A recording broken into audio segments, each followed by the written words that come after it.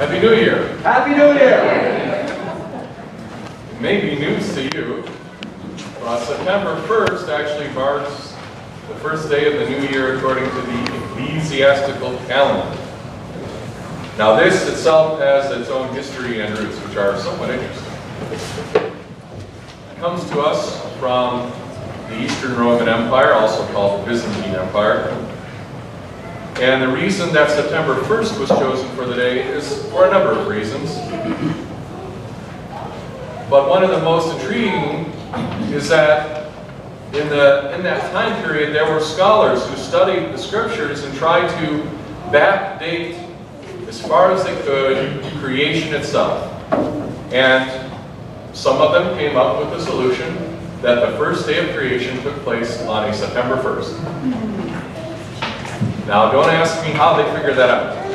I have no idea how they came up with that. I'm sure that it is a marvelous puzzle, but it would take many days of research and unfolding to unlock the puzzle. And they weren't the only ones who were coming up with these things. There was an earlier calendar that came out of Alexandria. This September 1st is Constantinople. In Alexandria, they suggested March 25th. Which I kind of like better because it coincides with the Annunciation and springtime. It kind of makes more sense to me, but you know, whatever.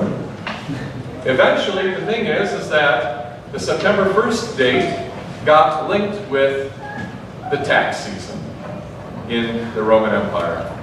And as you know, the tax cycle and the tax season is the ruler of the universe, as it is. And that's where you get this term that you see here, indiction.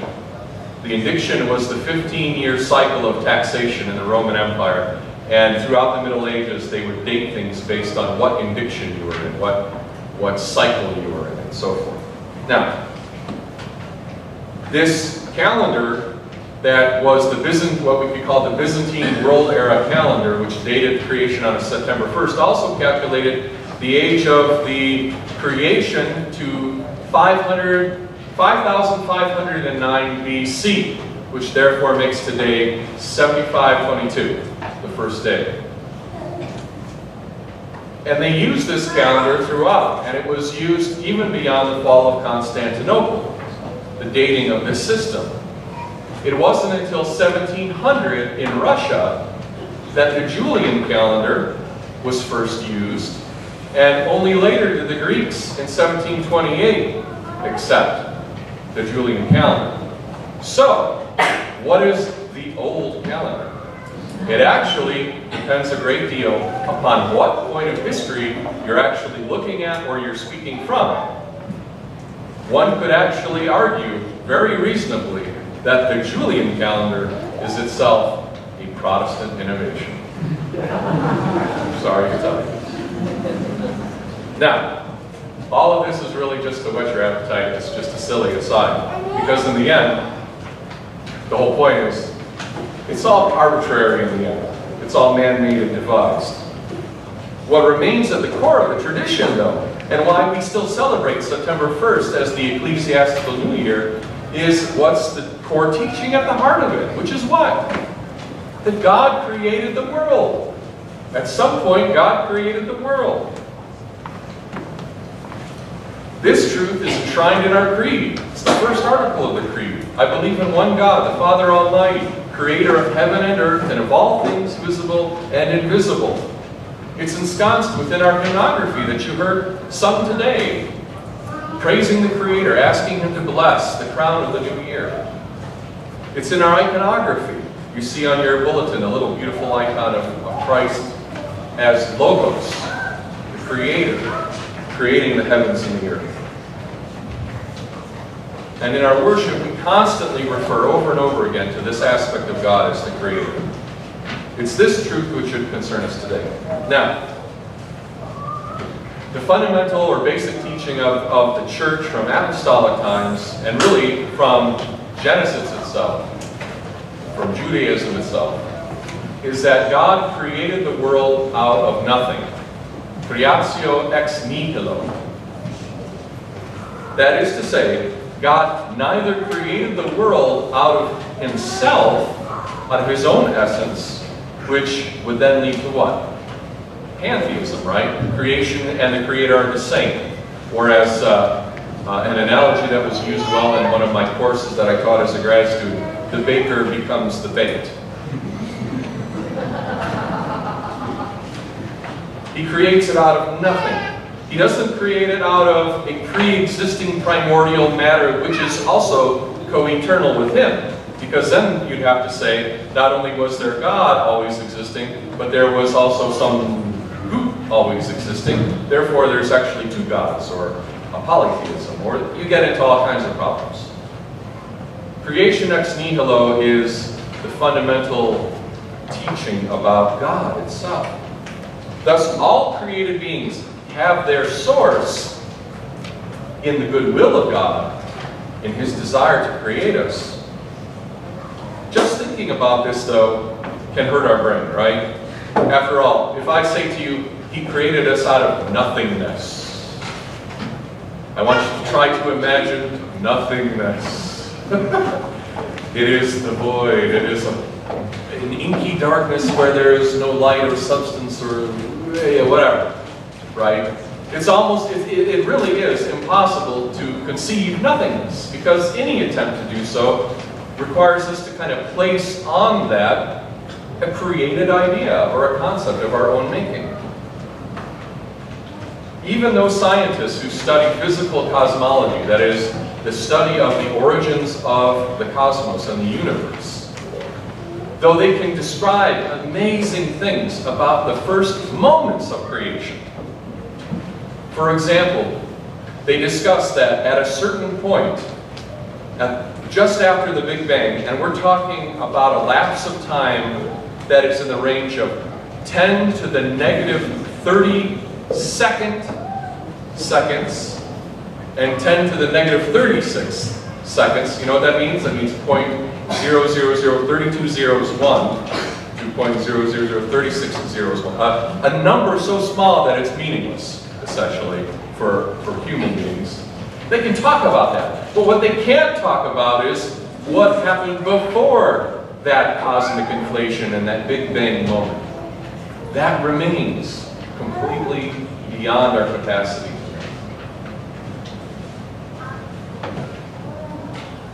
And we're left with the same problem.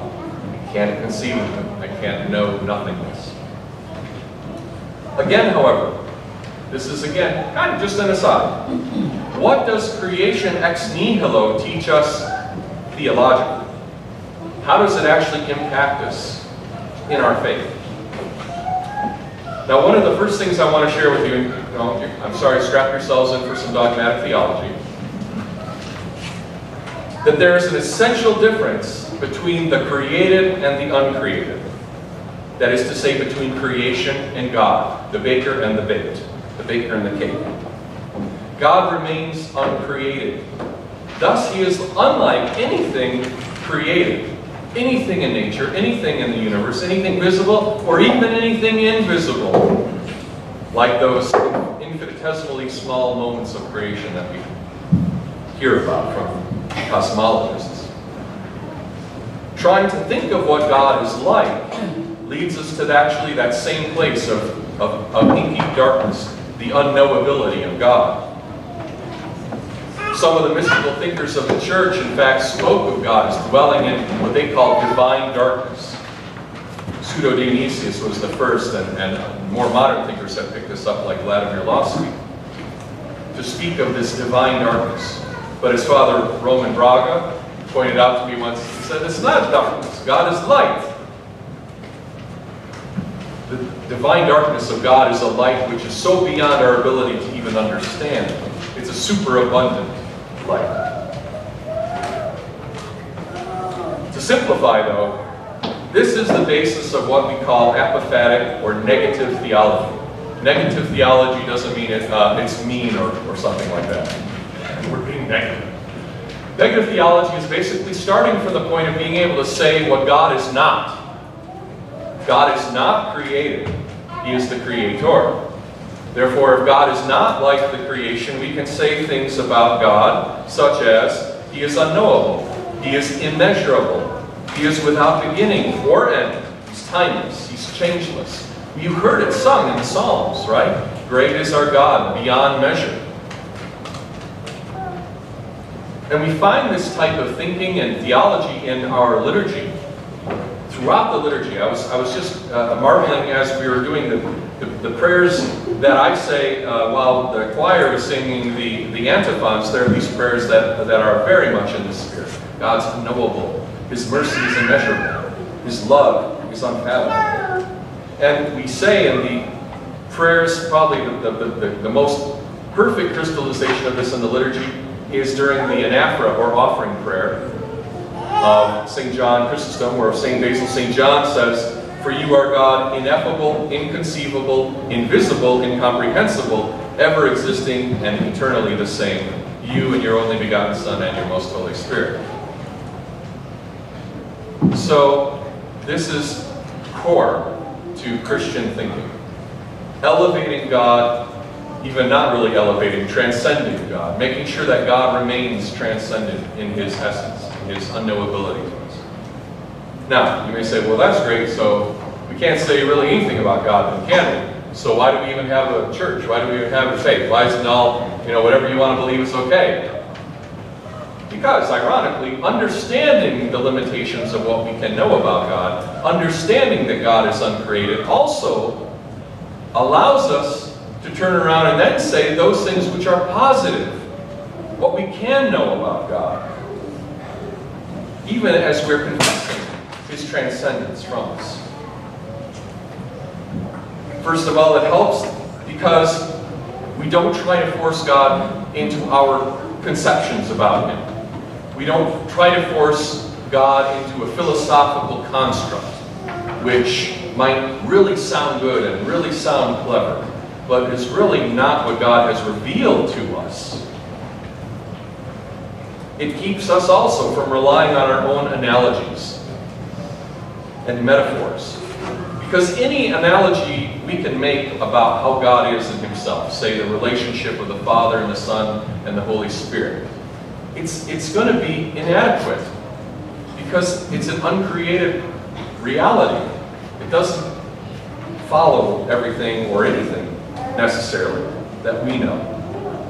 And if we looked at the history of theology, brothers and sisters, that wonderfully dramatic but arcane discipline, we would find that the history of heresies are essentially the recurring insistence of certain individuals that God fit into their philosophical conception of how He should be, not what He revealed Himself to be.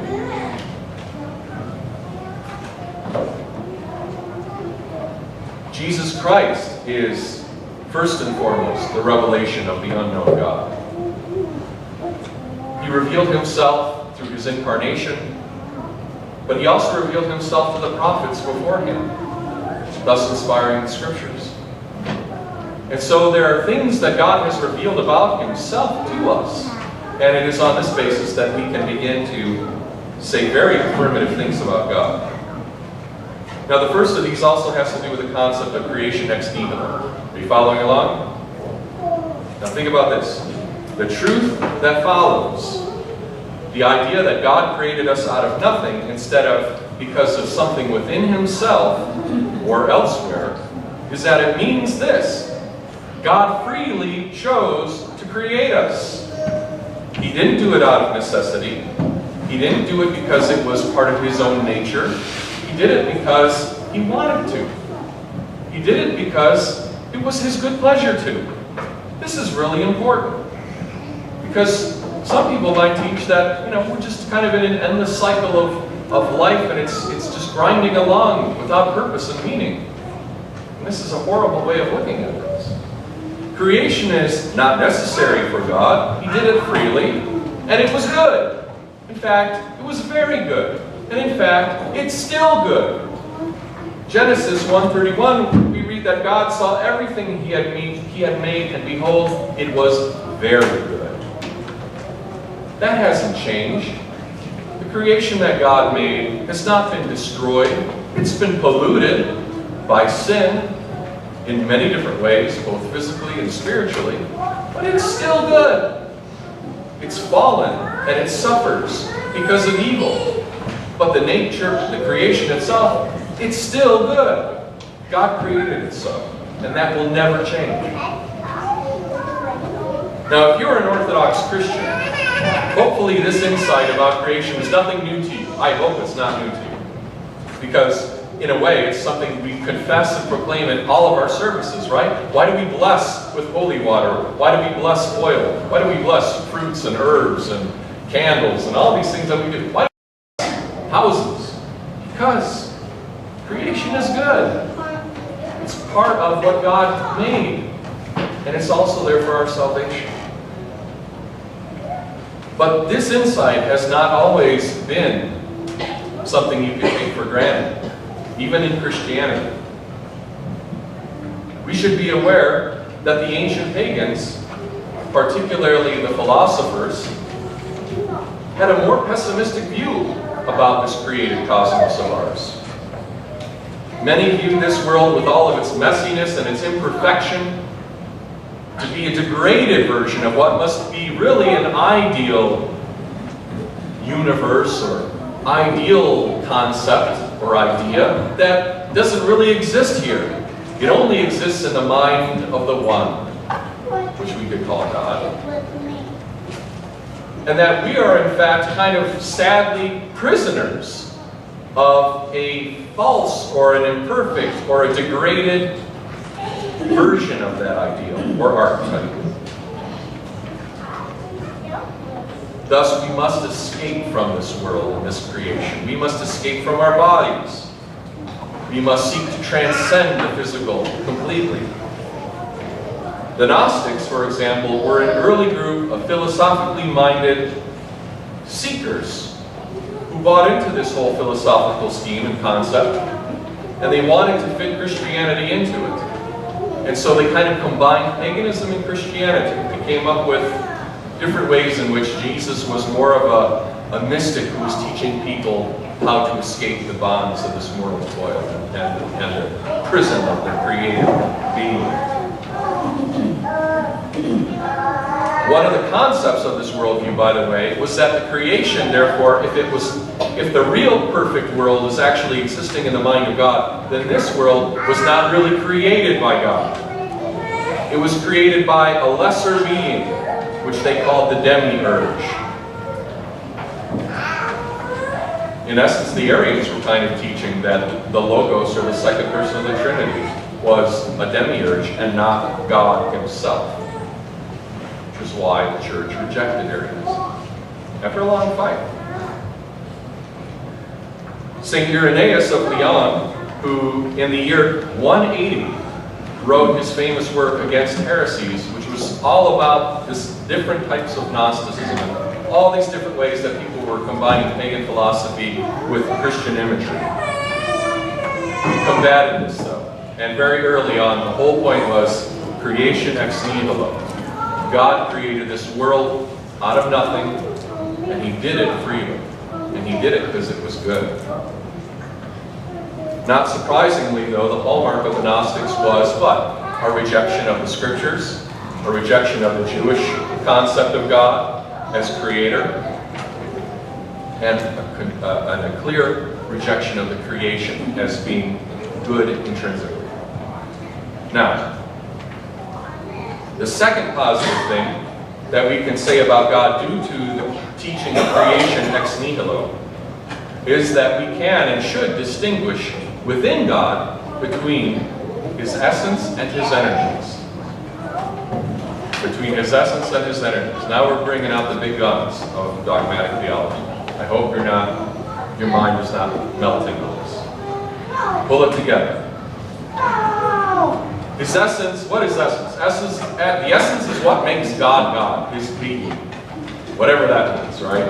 It is unknowable to us. It's uncreated. It's beyond comprehension. Even human nature, or human essence, is really kind of unknowable. But this being, as unknowable as he is, he still acts. He still has energy. Because he wills, he knows, he saves, he loves, he creates, he blesses. He does a lot of things. He does this out of his own free will. He does it without any need from within himself.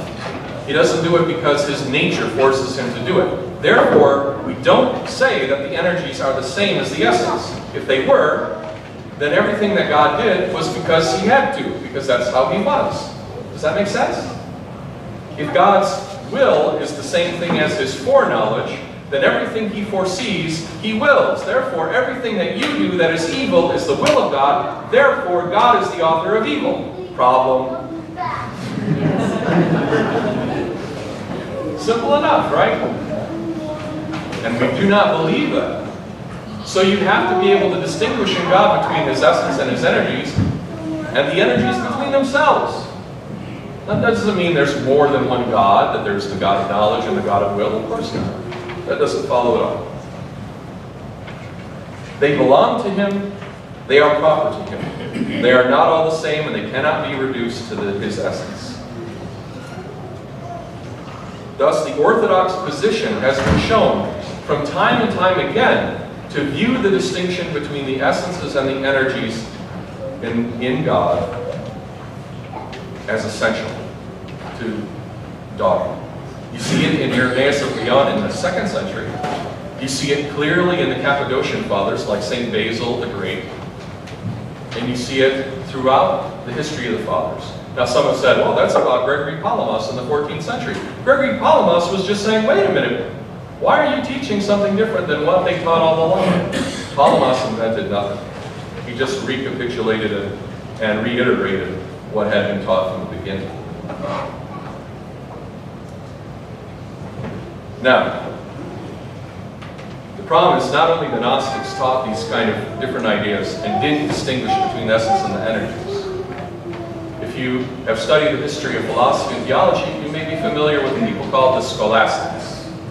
The Scholastics were medieval Roman Catholic theologians who, in their joy of rediscovering Greek philosophy after the Western Dark Ages, there were no Dark Ages in the East until after 1453,